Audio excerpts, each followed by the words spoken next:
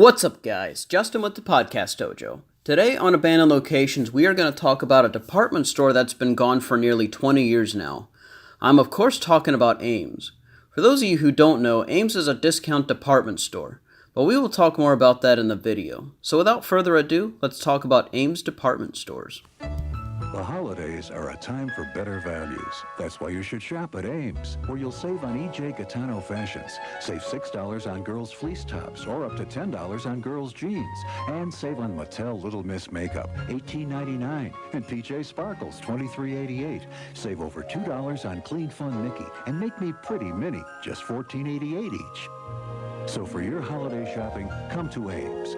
Ames, we grew up with better values.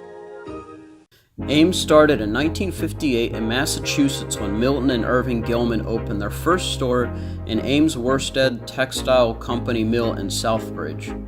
The name comes of course from the building they purchased. They just never removed the sign. The purpose of Ames was to sell department store goods to rural areas.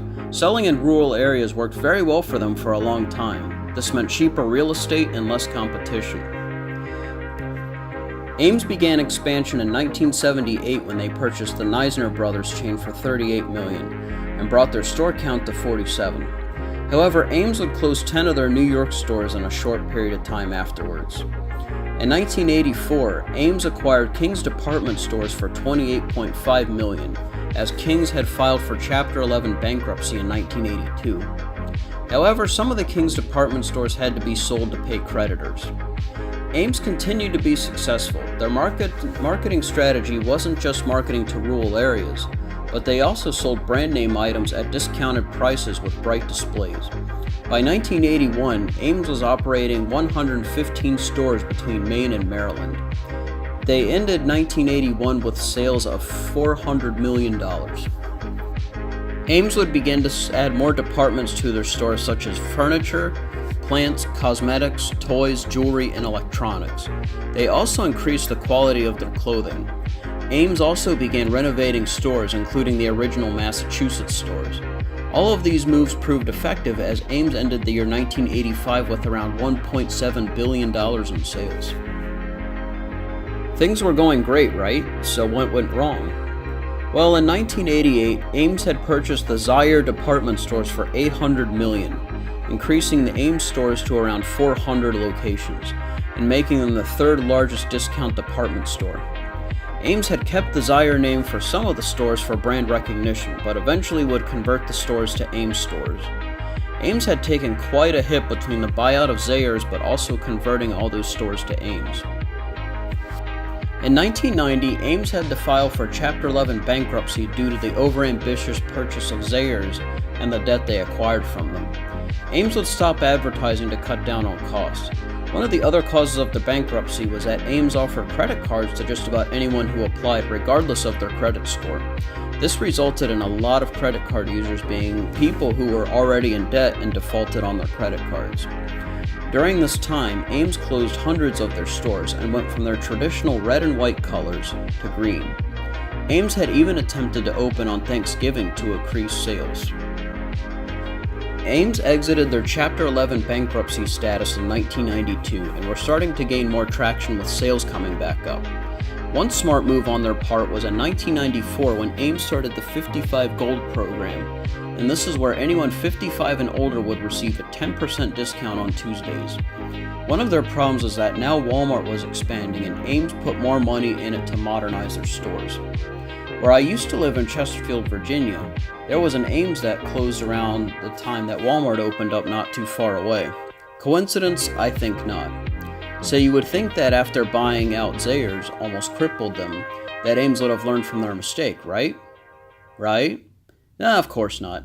In 1998, Ames bought Hills department stores for around $330 million. This would make Ames the number 4 discount department stores behind Walmart, Target, and Kmart. However, this was not only taking on more debt, but now Ames had to spend more money to convert those stores into Ames locations.